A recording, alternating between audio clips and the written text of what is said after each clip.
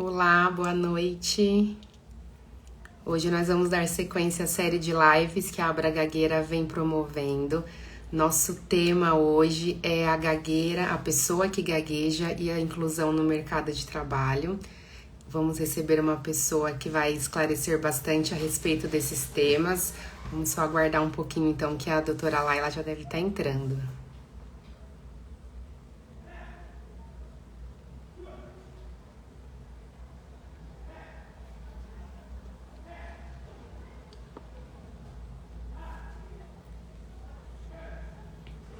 Boa noite, pessoal. Boa noite, Luiz Fernando.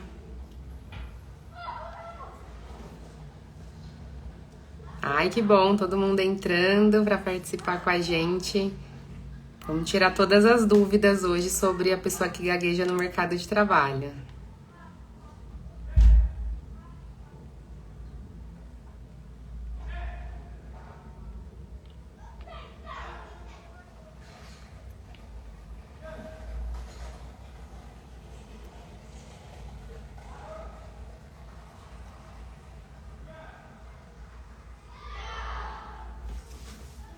Boa noite a todos. Vamos só aguardar um pouquinho que a doutora Laila já entra e aí a gente começa.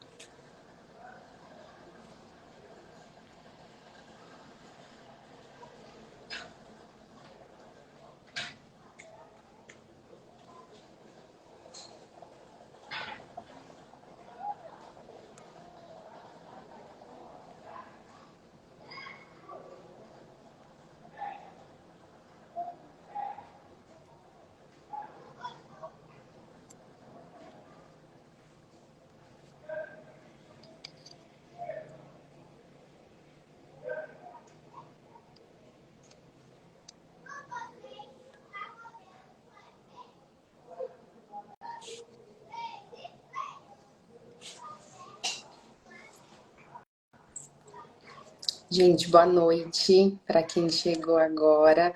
A doutora Laila já está aqui com a gente. Vou liberar aqui para ela entrar.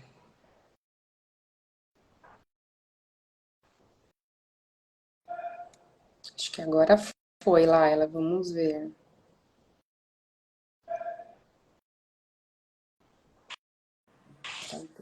Oi. Boa noite. Custei, mas cheguei. É assim mesmo. Tudo bem? Eu tava com um outro perfil e não tava percebendo. Eu falei, gente, mas por que o negócio não tá dando certo? Aí eu tava entrando com outro perfil. Por isso. Mas não tem problema. É bom que a gente foi aguardando mais gente chegando, né? Aí. Bom, vou me apresentar então. Eu sou a Bianca Ponciano, sou fonoaudióloga, especialista em fluência pelo Conselho Federal de Fonoaudiologia e sou também moderadora de um dos grupos de apoio da Abra Gagueira, né, do grupo de Santo André, que fica no ABC Paulista. Estamos longe, né, Laila? A doutora Laila é de... Tô em Minas aqui, em Belo Horizonte. A Abra Gagueira, como muita gente já vem acompanhando, vem desenvolvendo uma série de lives com temas relevantes para as pessoas que gaguejam e esperamos para a sociedade em geral, né? Hoje o nosso tema especificamente é desafios e oportunidades, inclusão social no mercado de trabalho para as pessoas que gaguejam. Por isso, a doutora Laila Vilela foi convidada, né? Ela é auditora fiscal do trabalho e também faz parte da equipe técnica do Ministério dos Direitos Humanos e da Cidadania. Então, ela tem muito a explicar e contar para a gente aí sobre tudo que vem sendo desenvolvido nesse sentido. Pode se apresentar, por favor. Boa noite, gente. É um prazer estar aqui com vocês, né? Primeira vez que eu venho conversar aqui na Abra. Então, como a Bianca já me apresentou, eu sou médica de formação, mas eu já tenho uma longa história aí nessa questão da inclusão das pessoas com deficiência no mercado de trabalho. E aí, agora, com essa inserção lá no Ministério dos Direitos Humanos, a gente está trabalhando para criar um instrumento de avaliação. Aí, achei interessante trazer um pouquinho dessas novidades para vocês. Muito interessante, com certeza. A gente estava conversando, né, sobre pensando aqui na minha vivência, né, no meu atendimento clínico. Muitas vezes eu recebo adultos que com queixa de dificuldade para ingressar no mercado de trabalho, ou mesmo aqueles que já trabalham, mas nem sempre atuam na área que gostariam, né? A gente sabe que a gagueira acaba impactando aí na autoconfiança, né? A gente vai falar muito sobre tudo isso hoje, mas o quanto isso acaba impactando na escolha, né, da área em que se vai trabalhar, às vezes numa ascensão profissional, tem pessoas que não têm coragem de se candidatar a uma promoção por conta da gagueira. Então, hoje a gente vai discutir sobre todas essas questões, né? Acho que a gente pode começar, Laila, para ficar mais claro para todo mundo, né? Uma questão que é uma grande dúvida. A gagueira é considerada uma deficiência? Não é considerada uma deficiência, né? Super importante essa pergunta, minha. Bom, eu acho que primeiro a gente tem que falar um pouquinho sobre o conceito atual da deficiência, que andou mudando bastante ao longo desses anos aí, né? A gente antigamente tinha um conceito muito focado no corpo da pessoa, então eram alguns diagnósticos que eram considerados deficiência. Mas esse entendimento mudou e ele vem mudando no mundo inteiro e o Brasil seguiu mais caminho quando a gente assinou a Convenção da ONU sobre os Direitos das Pessoas com Deficiência. Lá de 2006 a gente já começou a discutir, participou da construção da própria convenção e em 2009 ela veio ao legal como emenda constitucional. Eles fizeram todo um procedimento especial lá, de maioria, nas duas casas legislativas, uma confusão lá que eu não entendo muito bem. Eu sei que no final das contas eles trouxeram isso como emenda constitucional, ou seja, aquelas diretrizes que estão lá são parte da nossa lei maior, né? A gente tem que obedecer, tem que prestar contas aos organismos internacionais, mas aqui dentro também. E uma das coisas que a convenção trouxe para a gente foi uma definição de quem seriam as pessoas com deficiência para todos os fins, né?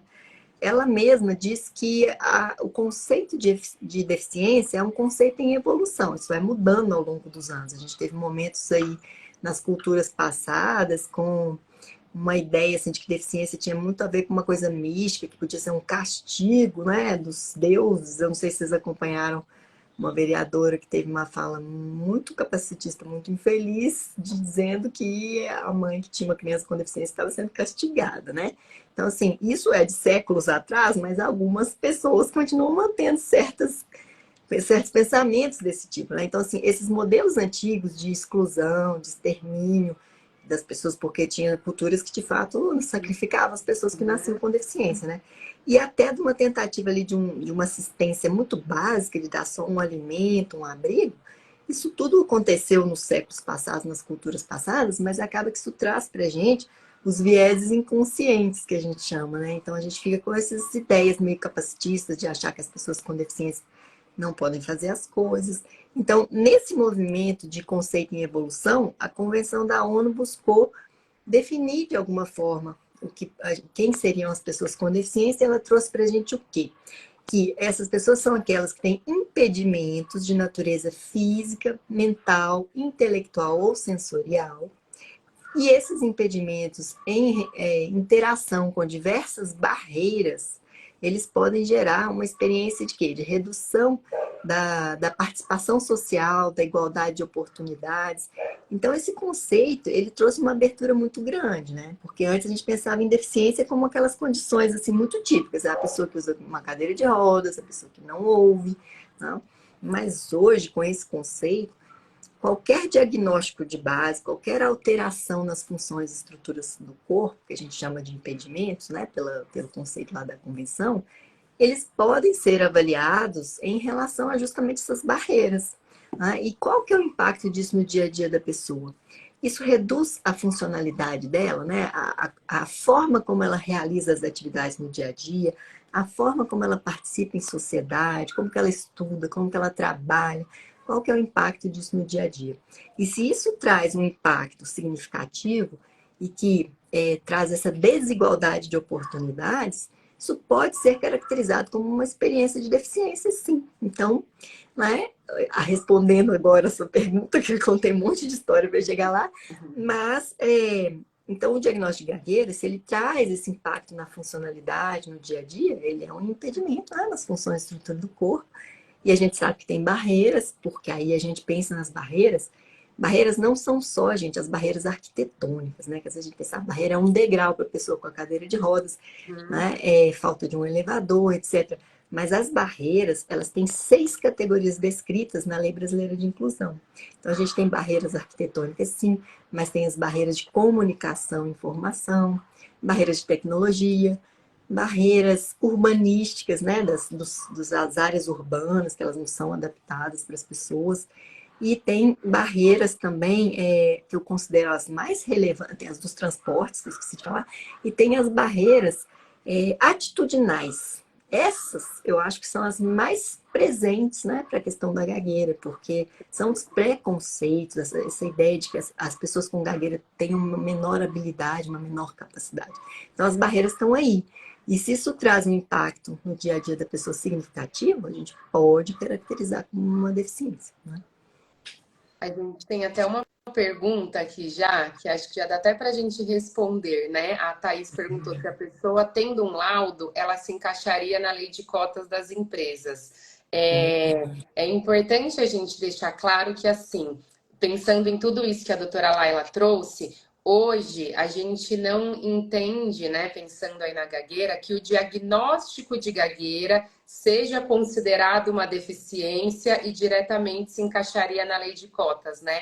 O que é importante isso é muito importante, né? O que vem sendo feito em relação à funcionalidade, esse olhar para a funcionalidade. E a gente ainda precisa, enquanto profissional da saúde, eu digo, se habituar a isso, né? Em todas as esferas, né? Pensando na gagueira, acho que para a gente está muito mais claro.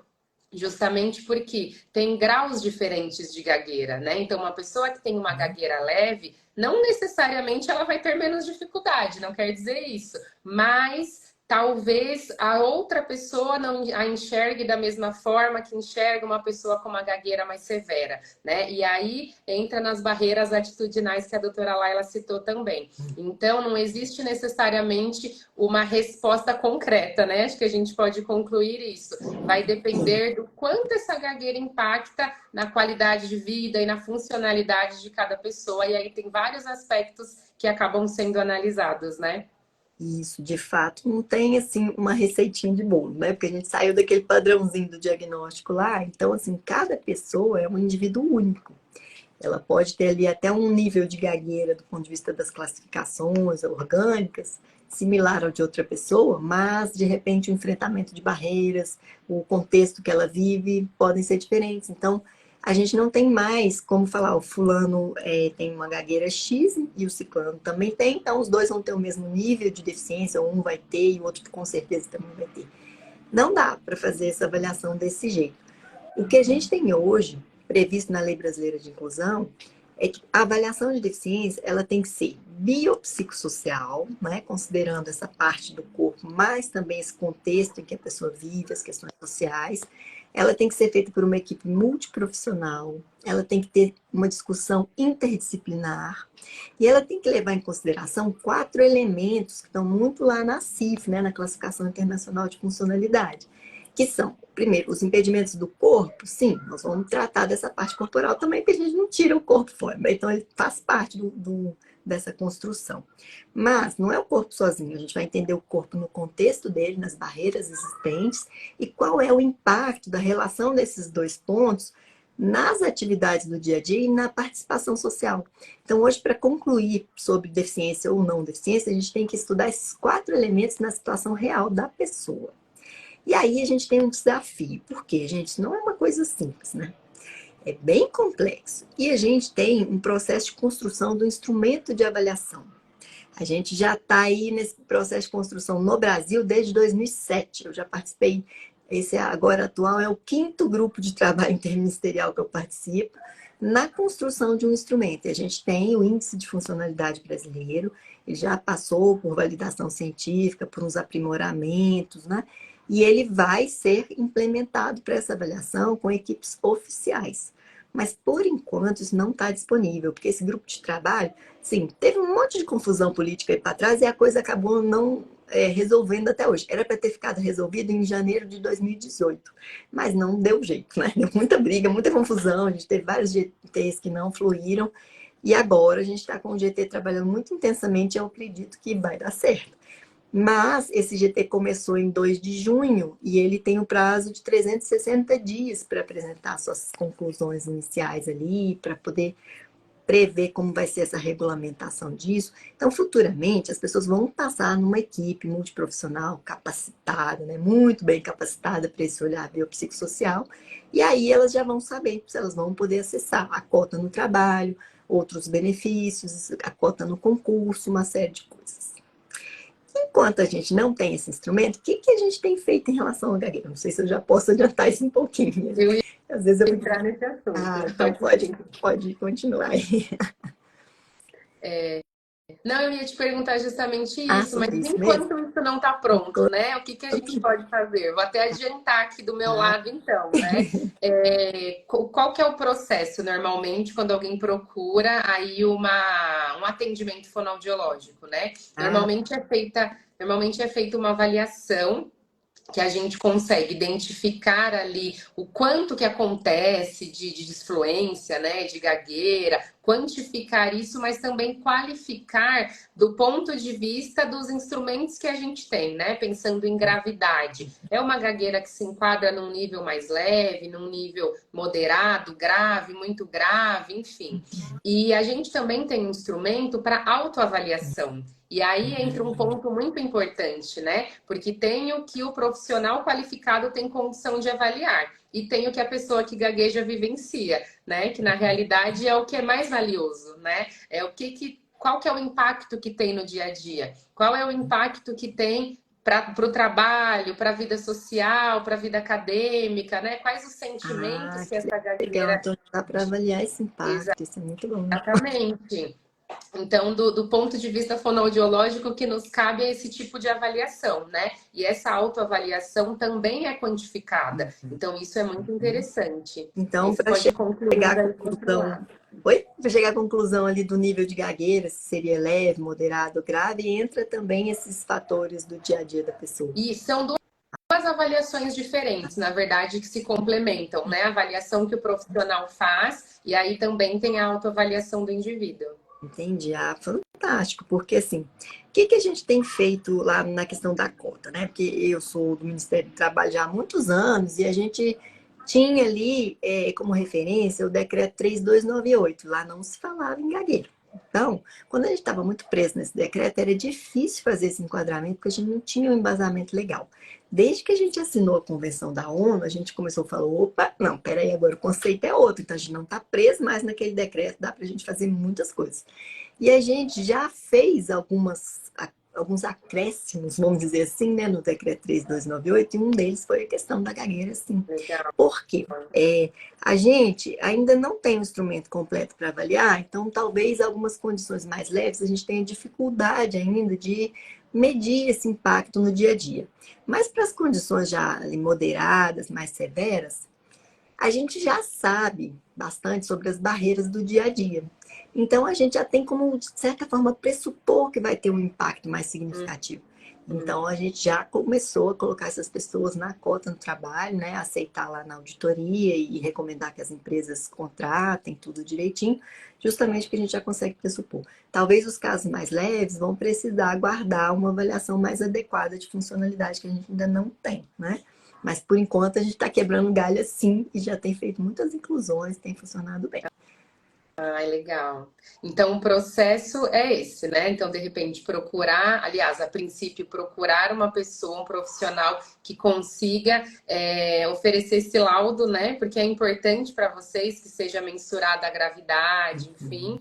E aí, em busca de um trabalho, porque a lei, de certa forma, assegura isso, né? E isso é importante que as pessoas saibam, né? Ainda que a gagueira em si não seja classificada como uma deficiência. A gente está até explicando que agora não é o diagnóstico em si, mas o impacto que, né, que a gagueira acaba tendo na vida da pessoa e a partir disso buscar esses direitos, né? Que agora a gente está esclarecendo que é possível. Para cota no trabalho, assim, na verdade a pessoa poderia até ir até a empresa e se candidatar quando ela oferece vagas, né, reservadas ali para cota e tudo mais, porque em tese é a empresa que tem que fazer essa comprovação. E como que a gente pede a comprovação na auditoria? Ou pode ser o profissional de saúde da empresa, o médico do trabalho, geralmente, né, que faz isso, ele pode fazer um laudo lá avaliando, mas a gente sempre vai pedir esse parecer do fonoaudiólogo, que é o profissional mais habilitado para fazer isso, Uhum. né? Então, nessa ideia de multiprofissional, é fundamental esse parecer do fonoaudiólogo, que vai explicar isso que você falou, do nível de comprometimento, da comunicação do dia a dia, né? E aí, com essa informação, as empresas já sabem que se for uma situação moderada ali, mais para grave, a gente já vai enquadrar, mesmo ainda sem ter um instrumento específico, né?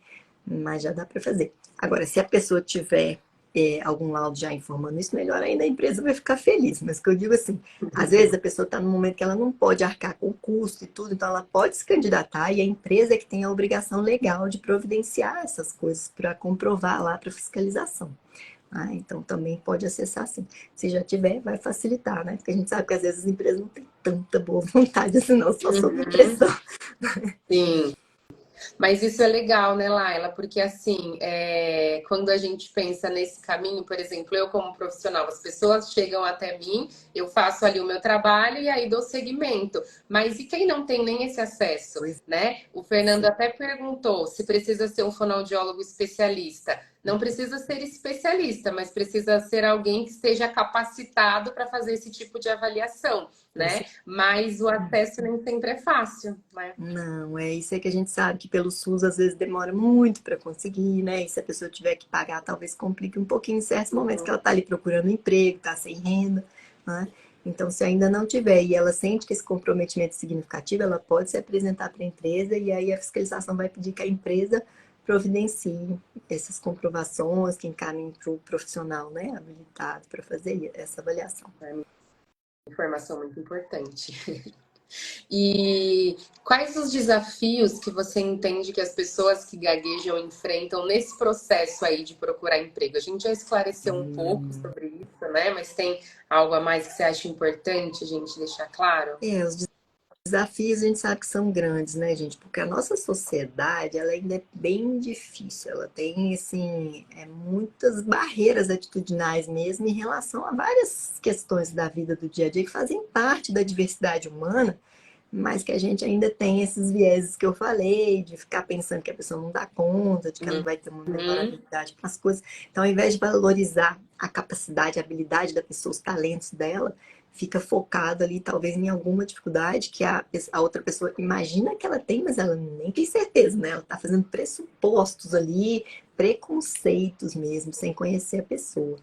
Então, a gente precisa de um trabalho muito importante nesse sentido de conscientização, para que a gente vá quebrando essa coisa do estigma, né?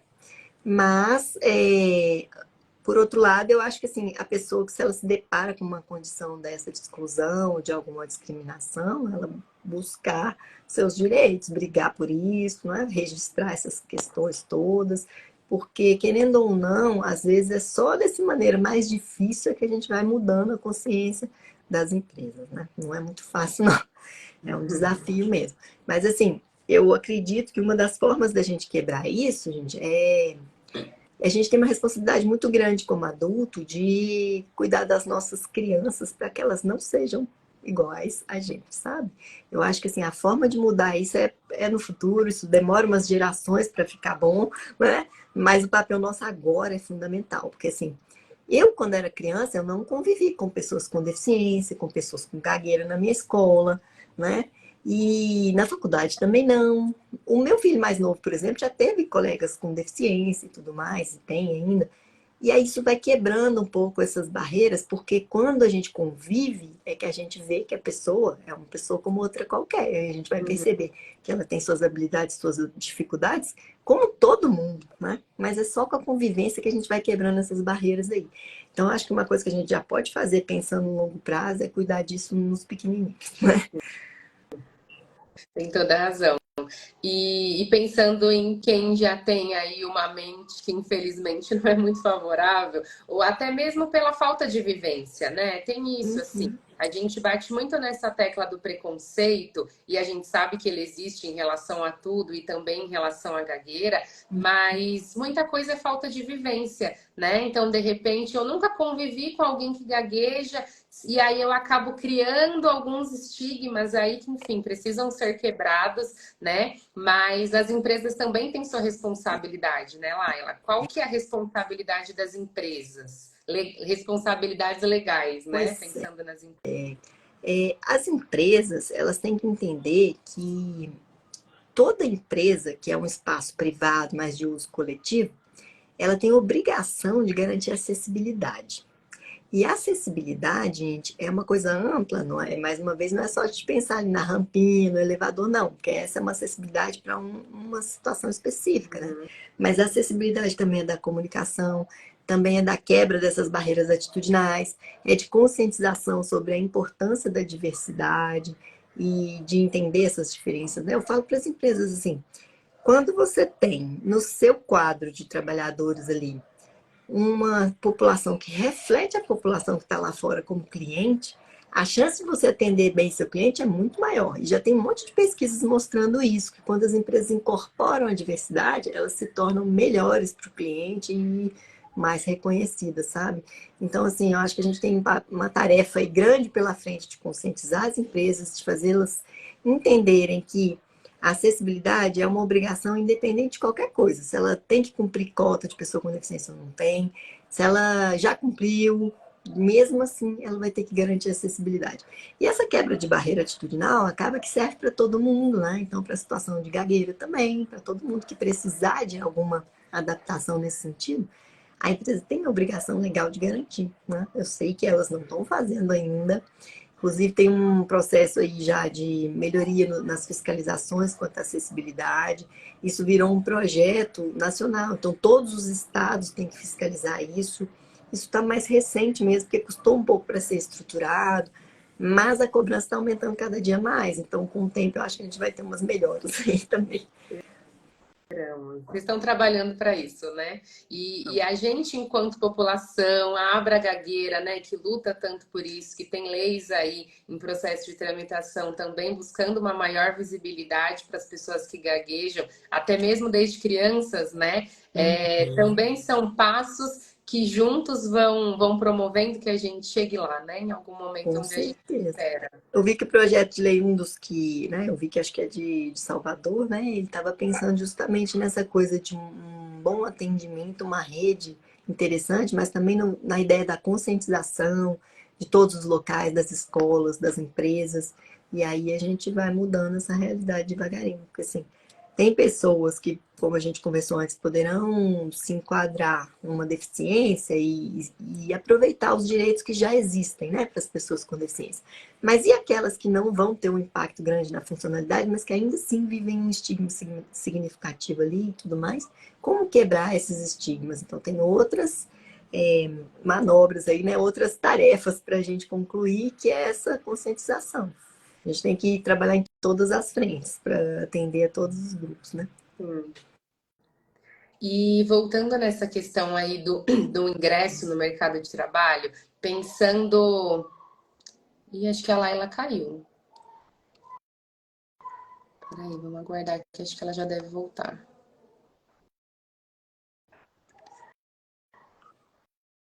Tentar convidá-la de novo.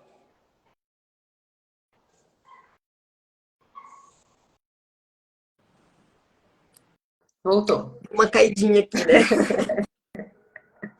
Deixa eu lembrar aqui o que eu ia perguntar. Ah, eu estava falando sobre esse início, né? Então, de repente, já sei qual é quais são os meus direitos, eu já tenho um laudo ou não tenho um laudo, mas ainda assim sei que é meu direito conseguir, né, em busca aí de uma vaga, talvez pela lei de cotas, enfim, mas pensando na entrevista, por exemplo, né? Já é uma grande barreira eu ter que me apresentar ali, né? É difícil para todo mundo, e pensando que a pessoa que gagueja vai ter que falar, talvez na frente de pessoas, de muitas pessoas, né? Ou ainda que seja só um entrevistador, é um processo difícil, né? Existe algo aí que caiba as empresas também nesse sentido? Então, por exemplo, tem um tempo que é previsto para cada candidato. Será que a pessoa que gagueja consegue fazer separado, de repente, se ela não se sentir à vontade para fazer em grupo, ou ela consegue um tempo um pouco maior, alguma coisa nesse sentido? Tem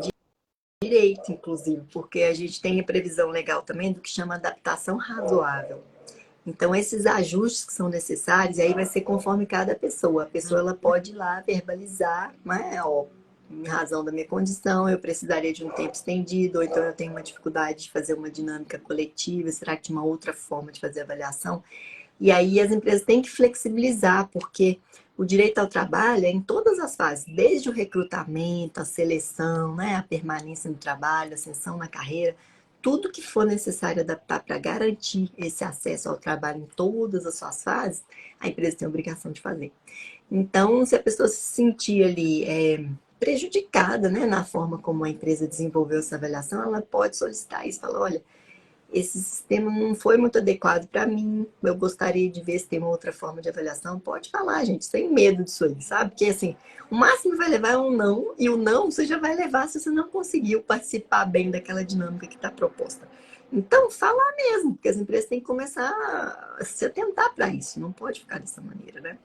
E até outras condições, eu tenho até uma amiga que ela tem uma dificuldade auditiva, ela usa aparelho auditivo e tudo, mas ainda assim, quando muita gente fala ao mesmo tempo, ela não consegue identificar bem as palavras. Uma vez ela queixou de uma empresa que fez justamente uma dinâmica coletiva que todo mundo falava ao mesmo tempo, e ela teve uma enorme dificuldade, ela se sentiu preterida ali, né? Não é igualdade de oportunidades. Então, a empresa está errada nisso, ela pode ser, inclusive, multada, porque essa falta de acessibilidade e adaptação razoável entra como discriminação, que é uma das multas mais altas lá do Ministério do Trabalho, sabe? Então, é uma coisa que a gente tem falado muito para as empresas, para elas prestarem atenção nisso daí. E eu acho que vale a pena, se você se sentiu prejudicado, conversou com a empresa, né? Porque eu vi que teve gente que falou que não tem empatia das empresas, de fato não tem, a gente sabe que ainda tem muita barreira. E, gente, não é nem a empresa X ou Y, são as pessoas, porque as barreiras estão na gente, sabe? E aí a gente vê que tem gente que tem muita dificuldade ainda de quebrar isso. Então, viu que foi prejudicado, que não teve igualdade de oportunidades, denuncia, gente. Não vai para casa de cabeça baixa e desiste, não. Sabe por quê? Os órgãos que fiscalizam, eles têm uma legislação muito legal, muito bonita lá para poder exigir. Só que a gente muitas vezes não fica sabendo dessas situações que acontecem, porque a empresa faz as coisas, a pessoa fica chateada, desiste, vai embora para casa e depois tenta de novo em outro lugar e continua levando porta na cara. Então, tem que, né? Tem não, né? Mas idealmente, se vocês puderem denunciar isso, reclamar dessas condições que estão sendo propostas ali, vai no Ministério do Trabalho próximo lá da sua região. Se tiver dificuldade, tem até tem um e-mail que pode fazer denúncia, só que eu não lembro de cabeça. Depois eu acho que a gente pode colocar aqui nos comentários, quando a gente deixar salvo. Mas tem até um site que é possível fazer essas denúncias. Então, denuncia mesmo. Não fica quieto não, sabe? Porque senão as coisas não mudam. Eu sei que às vezes é doído entrar num processo de denúncia, de brigar, mas precisa, porque dá trabalho, mas é só assim que a gente muda as realidades, né? Então, pode denunciar no Ministério do Trabalho, pode denunciar no Ministério Público do Trabalho. Dependendo da situação, se for muito grave, dá até para fazer boletim de ocorrência, porque discriminação é crime, gente, o negócio da cadeia, além de multa. Então, dá para fazer boletim, nós chamamos de boletim de ocorrência, mudou de nome, né? Mas é aquela coisa que era o boletim de ocorrência. Faz isso, a gente tem que pôr a boca no trombone mesmo, xingar e brigar, porque senão as coisas não mudam. É difícil. Mas Só estou sendo repetitiva aqui, mas eu acho que é muito importante frisar isso, né? Do quanto é importante a gente conheça os nossos direitos. Tem muita coisa que eu fiquei sabendo depois da nossa conversa e muito mais que eu estou aprendendo hoje, porque realmente a gente não tem noção dos nossos direitos, né? Tem coisas que a gente até pensa, ah, eu acho que eu tenho direito, mas o que que eu faço, né? Para as perguntas que foram surgindo aqui, mas para quem eu denuncio? Por que que eu faço, né? Diante dessa negativa, diante dessa discriminação, eu acho que a primeira atitude realmente é voltar para casa, é chorar, é se sentir desanimado, né? E aí tem outra questão também. Será que eu vou querer trabalhar nessa empresa que fechou as portas para mim dessa forma, que me discriminou dessa forma, né? Mas eu acho que também quando a gente finge que não aconteceu e sofre sozinho, outras pessoas podem passar pelo mesmo problema, né? Exato, às vezes a gente não vai querer ficar lá porque sentiu um clima difícil, mas você muda a realidade para o próximo. E aí um outro vai mudar a realidade para você em outra empresa, então a gente vai fazendo uma corrente aí de mudar as coisas, né? Dá um trabalhinho, mas vale a pena.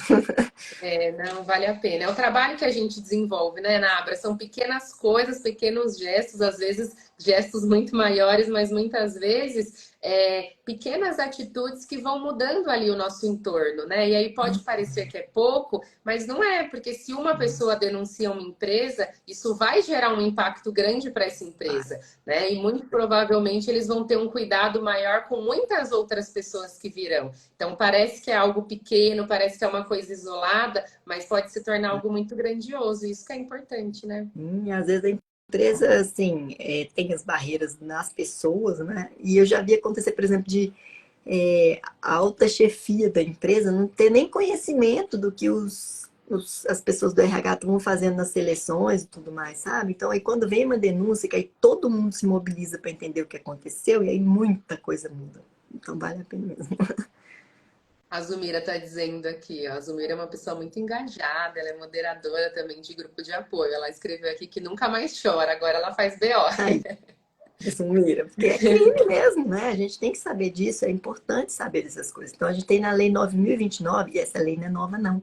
A Lei 9.029, ela é de 1995.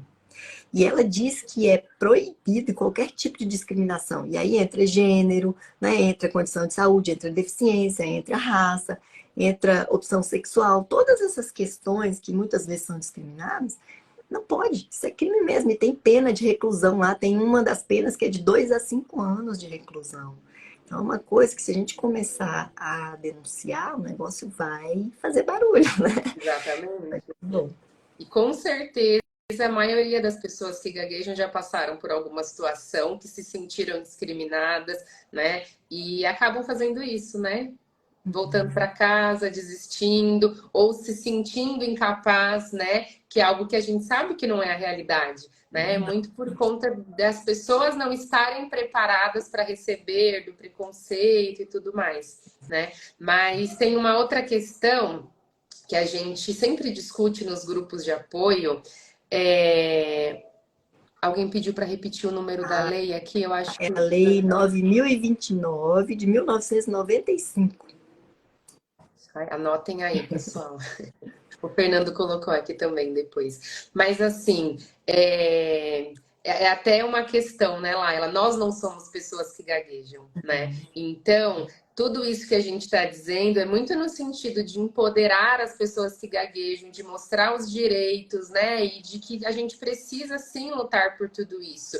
Por outro lado, a gente sabe que não é fácil também, né? Que às vezes a pessoa já passou por muita coisa ao longo da vida e aí é difícil ir lá mais uma vez, né? Ou ainda que seja pela primeira vez, bater de frente, né? Sabendo que você também vai expor uma vulnerabilidade sua, né? Isso também é complicado. Não é fácil, não. É dolorido até esse processo, né? Mas eu falo assim, nem sempre a gente vai estar num momento que a gente dá conta desse enfrentamento, mas esse Uhum. conhecimento, essa informação que vocês estão buscando aqui já é o primeiro passo para esse empoderamento, para você perceber de fato, né, do seu valor, que quem está errado é a empresa, é a sociedade. Essa mudança conceitual até da própria deficiência, ela foi muito importante por isso, porque antes, quando a coisa estava no corpo da pessoa, ficava como responsabilidade dela, ela que se Uhum. superasse, que desse um jeito para viver num mundo que não foi feito para ela, né? Não foi feito para todas as pessoas. Mas a gente inverteu isso aí. Agora, a questão que gera a experiência de deficiência são as barreiras socioambientais. Então, a responsabilidade sai daquele indivíduo que ficava sozinho ali e passa para o todo, né? A gente, como sociedade, tem a obrigação de mudar as coisas e eliminar essas barreiras. É o que está previsto na legislação toda já há mais tempo, mas agora a coisa está ficando mais clara, né? Então, eu acho que essa coisa do empoderamento é muito importante. No momento que você se sentir, não, hoje eu estou me sentindo forte, eu vou encarar essa briga e vai lá. Não tem problema se em outro momento não deu, tá tudo certo, né? É no seu momento que você sentir que pode fazer isso, que você vai estar dando um passo muito grande para a comunidade toda, né? Com Então, certeza. vale. Vou aproveitar e ler o comentário aqui do Luiz Fernando, que é o presidente da Abra Gagueira. Ele está agradecendo aqui pela linha de raciocínio que você fez. Ele disse que tinha um buraco aqui na mente dele e que você conseguiu estabelecer essa linha aí de raciocínio. E ele é advogado, então queria até aproveitar para usar o Luiz Fernando como um exemplo, né? Advogado, a gente sabe que é uma profissão que precisa falar muito, que precisa se impor, que tem alguns embates, e sendo uma pessoa que gagueja, com certeza não é fácil, né? Mas é uma pessoa que é engajada politicamente, inclusive. Então, assim, a gente também precisa olhar para essas pessoas que deram certo, vamos dizer assim, né? Porque mostra que é capaz. Né? E que é o que você disse antes, as pessoas deveriam se enquadrar ali no que a sociedade espera. Hoje não, a gente sabe que a sociedade deve aceitar as diferenças, né? Ainda que exista essa luta que é muito grande ainda, que a gente sabe que é longa, mas a gente olhando para as pessoas que estão indo em busca, que estão lutando e que estão fazendo a diferença, isso também motiva, né? Nós que não gaguejamos e deve motivar as pessoas que gaguejam também, né? Uhum. Hoje a Anne falando aí, ela é fono e é pessoa que gagueja, olha só que legal. Então, assim, é muito bom, gente, ver essas pessoas, né, empoderadas, que trabalham, que fazem um monte de coisas, que estão mudando o mundo e a sociedade aí. Então, assim, não é a característica corporal que nos define, a gente vai muito além disso, né? Então, é por isso que a gente tem que, de fato, ampliar esses conceitos. O pessoal está pedindo muito para repetir a lei aí, é a Lei 9.029 de 1995.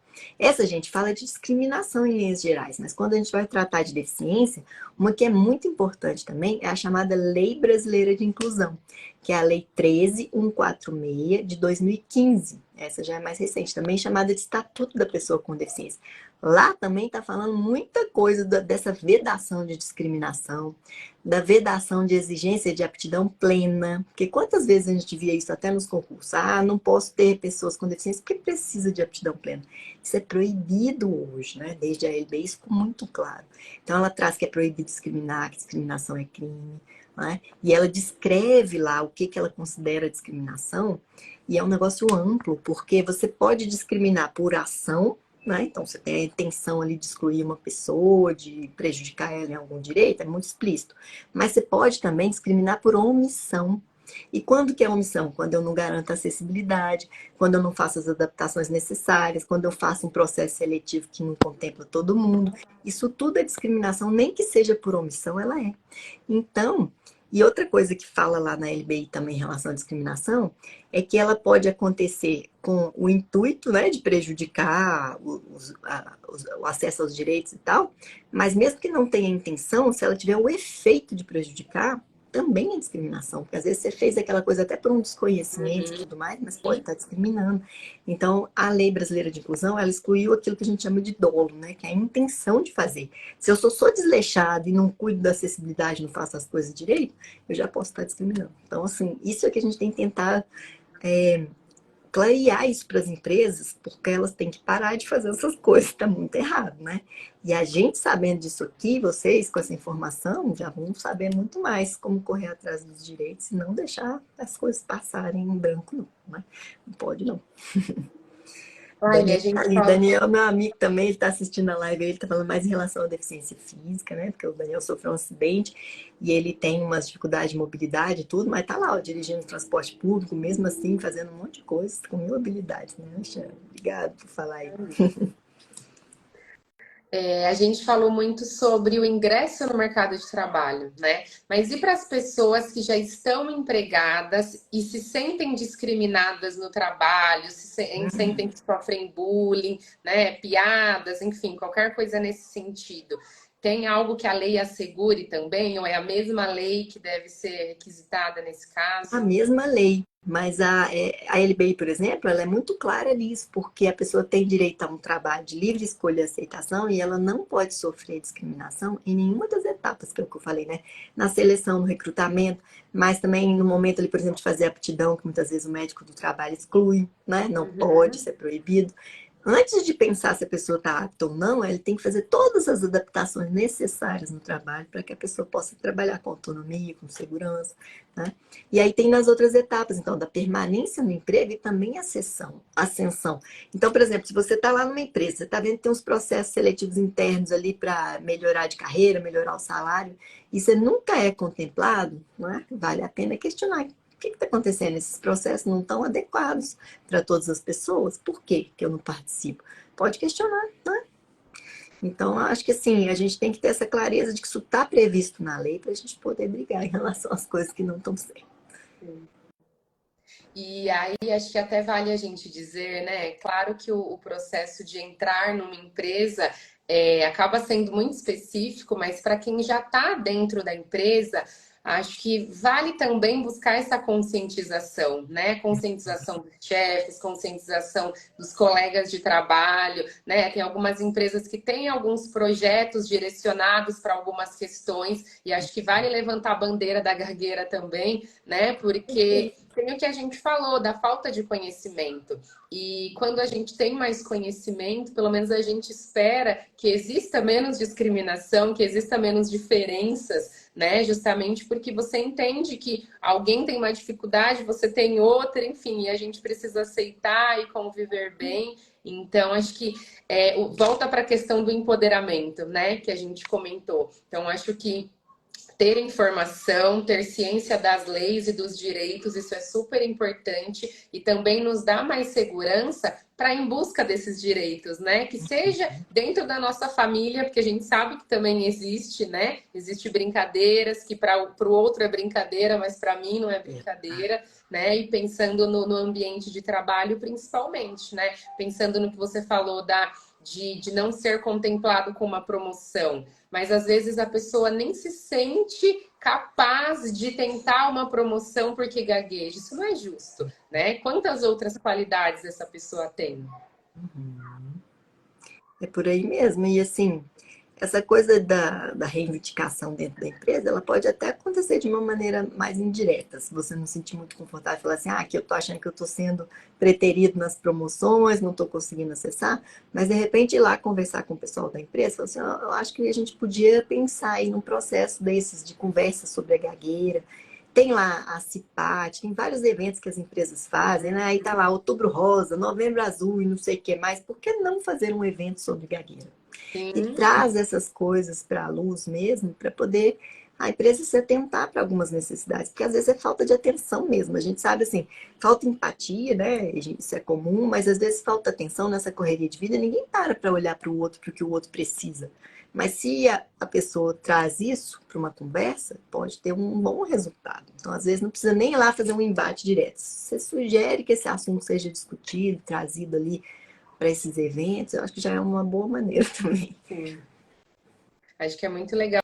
E é isso que a gente busca, né? Que ainda que sejam em pequenos espaços, que a pessoa que gagueja se sinta confortável, sinta que tem, sinta e tenha esse entendimento de que seus direitos estão sendo respeitados, né? Porque de um espaço pequeno, a gente vai ampliando, é isso. De repente, uma campanha dentro de uma empresa vai atingir, de repente, 100 funcionários, mas que tem suas famílias, que vão ensinar para os seus filhos, talvez, como você falou, né? Desse Coisa vai processo. multiplicando ali e tem um resultado Exatamente. bom, né? E vai tomando uma proporção muito maior, né? Com certeza, isso é super importante. Então a gente estava aproveitando aí, né, pensando nesse encorajamento. A gente falou do Luiz Fernando, que é uma pessoa que gagueja, que é o presidente da Abra Gagueira, enfim, e que é advogado, que é engajado politicamente. Tem o Fernando, né, que fez todo esse papel aí de ajudar nesse processo dessa live, que é um empresário bem-sucedido, né, que também é uma pessoa que gagueja, mas que está à frente aí de muitos projetos também.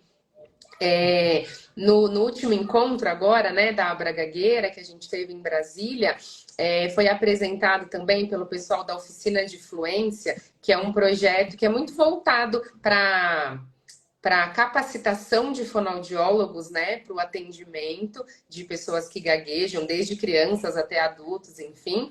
Mas eles estão com um projeto também de um selo de empresa amiga da gagueira. E isso, assim, se a gente puder multiplicar, né, seria maravilhoso. Por quê? Porque é um olhar muito diferenciado, né? Então, parte da empresa ter um espaço ali para pessoas que gaguejam com direitos assegurados e que essas pessoas sejam vistas também de uma maneira integral, mas na sua individualidade, né, pela empresa. Então isso já traz um conforto maior. Já pensou você como pessoa que gagueja e se candidatar a uma vaga numa empresa que já vai ter um acolhimento diferenciado, né? Eles estão com um projeto piloto numa empresa, mas a ideia é que isso se multiplique e aí, enfim, é o mundo dos sonhos, né? Para a pessoa que gagueja, mas a gente sabe que tem muita chance, ó. Ela tá falando que estamos juntos Ah, a nessa oficina de fluência tá transformação. aí, que legal, muito Com bom. certeza. Então, por enquanto é um projeto piloto, mas que vai se multiplicando e que vai abrindo portas, né, para outras empresas também terem esse interesse. Muito Então, bom. isso é maravilhoso, né?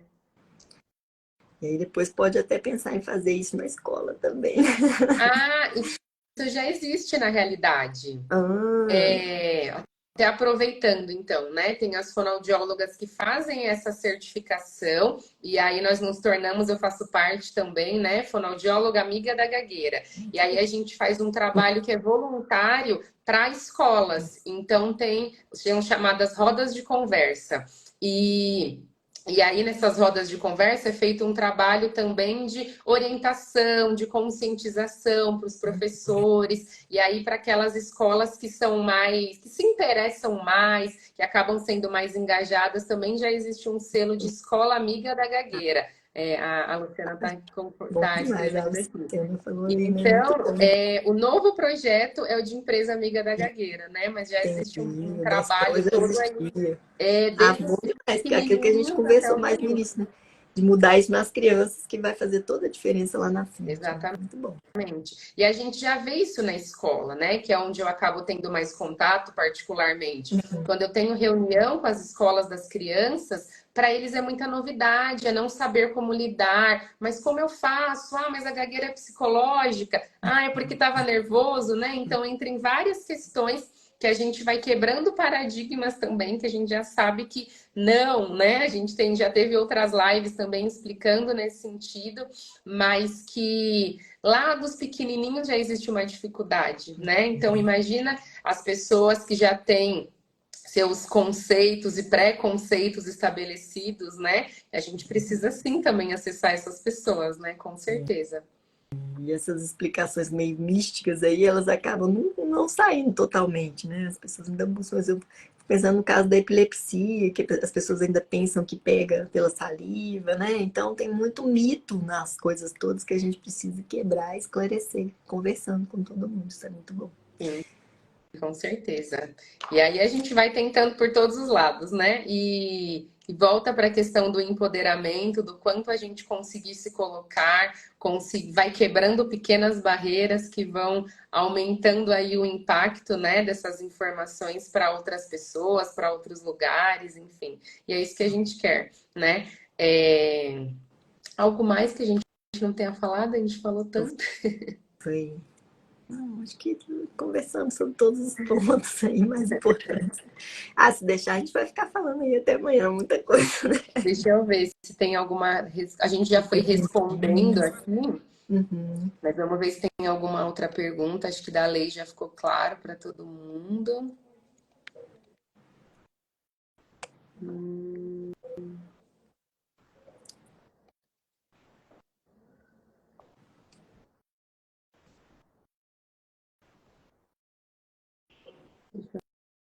já tenho selo, rodas de conversa nas escolas, já citei. Ah, o Fernando tá falando que em breve vai ter uma live também sobre esse selo de empresa amiga da gagueira, e isso é super importante porque ajuda a divulgar também, né? Acho que não tem mais nenhuma pergunta. Ah, a Luciana está falando uma coisa super importante, que convidamos todos os fonoaudiólogos a estudar sobre a fluência, a obter a especialização, porque precisa de profissionais nessa área. E isso é super importante. Alguém falou aqui sobre a dificuldade em encontrar profissional que seja especialista, se precisa ser especialista para fazer um laudo, por exemplo, né? E assim, na realidade, infelizmente, existem poucos profissionais. Se eu não me engano, são 53 especialistas em fluência no Brasil. Espero não estar falando País besteira. todo, nossa, realmente vai ficar difícil de acessar, né? Ah, vamos aí mesmo. Mas é muito pouco, né? É muito pouco. E a gente realmente tem que fazer esse convite para as pessoas estudarem fluência. Todo mundo da Abra, todo mundo da oficina de fluência é muito apaixonado por essa área, mas a gente precisa que as pessoas se interessem, né? E aqui também é mais uma oportunidade. O nosso foco principal são as pessoas que gaguejam, mas também é importante, né, que a gente tenha profissionais engajados nessa área, justamente porque são vários campos, né? Tem a pessoa que gagueja, tem os profissionais que trabalham com quem gagueja, tem as empresas que têm seu papel e tem a população em geral, né? Então, quanto mais pessoas trabalhando em prol disso, mais a gente vai caminhar. Deixa eu ver, o Fernando está dizendo que nos grupos de apoio para pessoas que gaguejam, esse tema é muito relevante.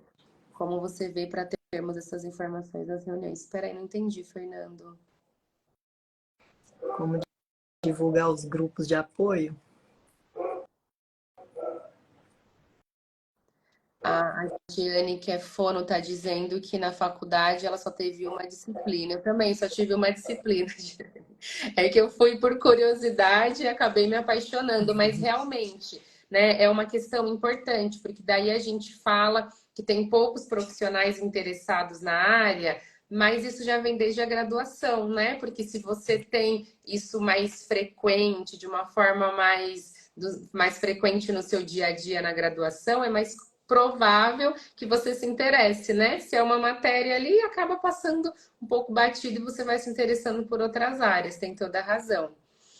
E acho que é importante a gente falar de novo dos grupos de apoio, né? Acho que muita gente que está aqui já conhece, mas vale. Bom, eu sou suspeita para falar, né, sobre os grupos de apoio, sou apaixonada, mas acho que o que é importante é dizer que esses assuntos são debatidos com frequência nos grupos de apoio e que o nosso papel é muito de trocas, né, entre as pessoas que gaguejam. No caso, eu estou ali como fonoaudióloga, mas como uma pessoa que entende mais tecnicamente, mas também tem esse olhar que é o que mais acontece das pessoas que gaguejam, essas trocas entre as pessoas que gaguejam. E o que eu vejo, assim, com muita clareza, é o quanto isso vai fortalecendo a pessoa que gagueja, e acho que isso é o mais importante, né? Então, para quem participa dos grupos, isso é uma vivência constante, e aí eu acho que essa live veio assim para selar de uma forma muito boa esses direitos, né? Porque é algo que realmente a gente fala da vivência, fala de experiências, do que a gente pretende, mas eu particularmente não tinha todas essas informações. Então isso é muito importante. Espero que quem não pôde estar aqui agora consiga assistir depois, porque tem informações muito valiosas aqui, né? Deixar invadinho.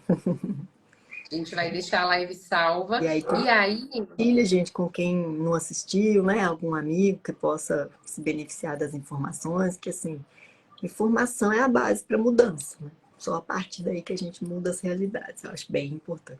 Eu tenho até uns cursos lá e o lema lá do meu negócio de curso é conhecimento que remove barreiras. É o nosso projeto aí para a vida é remover barreiras, nem que seja pelo conhecimento, alguma coisa a gente muda, né? O Toninho está dizendo que com relação a cargos de liderança, geralmente as pessoas que gaguejam são eliminadas. Mas a partir de agora já sabemos que a pessoa tem o direito de reivindicar isso, né? Mesmo. Não deixa passar, não. Ó, batemos 1 hora. Acho que é isso. Acho que discutimos o que é mais importante. Qualquer dúvida que for surgindo, procurem a Abra Gagueira e a gente vai buscando esclarecer essas questões. Quero só fazer uma última propaganda aqui, porque no dia 25/11 vai ter o quarto encontro baiano de pessoas que gaguejam. A Abra está divulgando no Instagram, está divulgando no site. Então, para quem for da Bahia, tente comparecer. Nós tivemos no último dia 21 de outubro o Encontro Brasileiro de Pessoas que Gaguejam, foi maravilhoso. Imagino que o Encontro Baiano também teve. Infelizmente estou em São Paulo, né? Não vou poder participar, mas para quem estiver na Bahia, fica aí o convite. Ó, a Jane falou que já fez a inscrição, que legal, Jane. Acho que é isso então, né? Muito obrigada, Laila. Muitíssimo obrigada pelas suas informações. Foram muito, muito ricas. E a gente já tem mais alguém aí a quem recorrer no caso de qualquer dúvida. Aí que eu ia falar, gente, eu fico à disposição. Meu Instagram vocês acham aqui em cima, né? Que é o Laila Vilela. É só clicar lá e seguir. E ia convidar, inclusive, para acompanhar os movimentos do GTI, desse grupo de trabalho interministerial que está acontecendo. A gente tem reuniões quinzenais que são transmitidas pelo YouTube do Ministério dos Direitos Humanos. Eu sempre coloco no meu perfil do Instagram um lembrete também. O próximo vai ser dia 17, a próxima reunião. Então, é transmitida ao vivo para a gente ter essa clareza para toda a população acompanhar o que está acontecendo, né? Eu acho que é bem importante. E também, qualquer informação que precisar, pode chamar, que a gente está à disposição para ajudar no que for preciso. Muito obrigada. Obrigada. Até a próxima. Até. Boa Tchau, noite. tchau. Boa noite, gente. Obrigada.